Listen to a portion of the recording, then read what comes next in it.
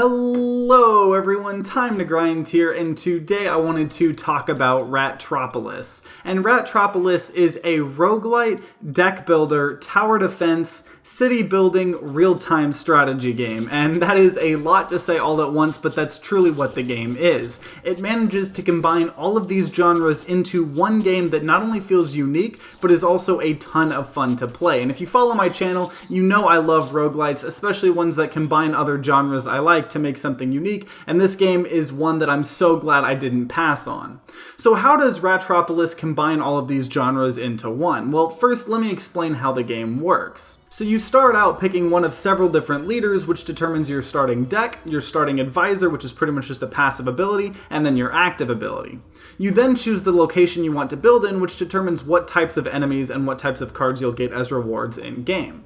You then get in and get to see your civilization. You have your main building in the center, and you have two walls on either side of you to give you some territory. You then get your hand of starting cards. The green cards are economy cards, so they're how you earn gold in the game, and they all kind of earn you gold in different ways. The red cards are your military cards, and these allow you to place units at the walls you have to defend your territory, though something to note is not only do they cost gold, but they also take up one citizen. And you only have 5 citizens at first, so you have to do things like build houses, which allow you to get more citizens, plus you get a little tax money from them.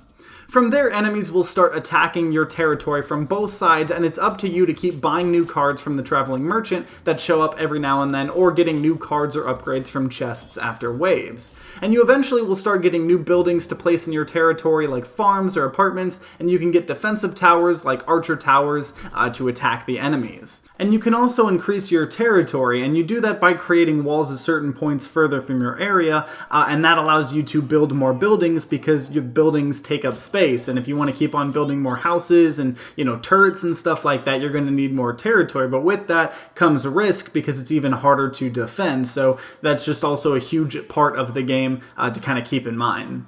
And the game just has so many cool little features and mechanics, it would take forever to explain them all, so I just want to highlight a couple of awesome parts about the game.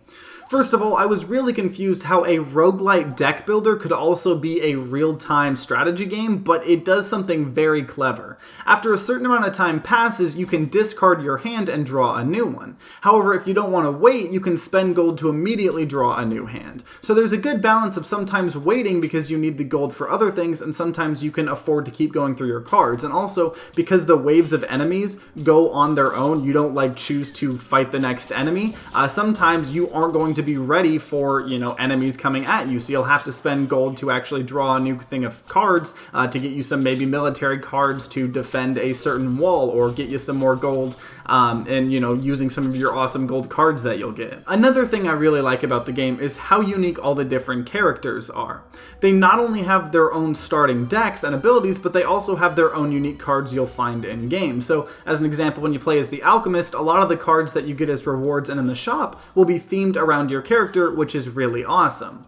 And also, all of the characters have their own progression systems where you unlock new advisors, new cards you can find in game, and more. This makes the game feel completely different depending on who you're playing as, and since there's 6 different characters to play, you have 6 completely different ways to play the game. And so the overall goal of the game is to survive 30 waves, but let me just tell you, the game is really hard. It's one of those games that's going to take you several tries before you even beat it a first time, and the runs last like 40-ish minutes each.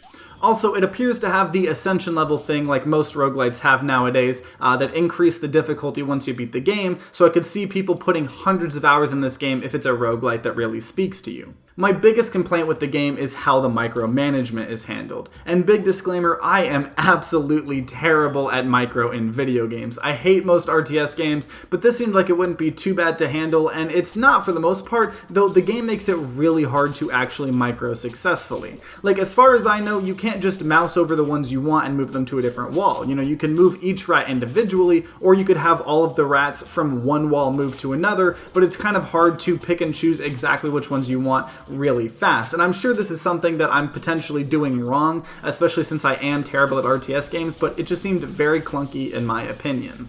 Also, the art style is kind of hit or miss in my opinion. You know, I love the card artwork and the enemy and the UI design, but the way the game looks itself, just in the buildings and the land and stuff like that, it's kind of just average to me. You know, nothing crazy exciting, but nothing terrible. Though I will say I absolutely love the way the reflection of the water looks in the game. That's pretty impressive.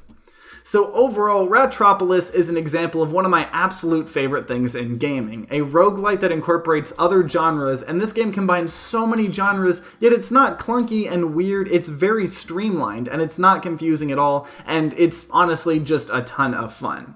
So if this game looks like the type of game that you might enjoy, I would highly recommend picking it up, especially since there appears to be a crazy amount of replayability in the game, from the different characters, to the unlocks, to the ascension levels, to also just learning how to not suck at the game, because it is a little bit more on the difficult side.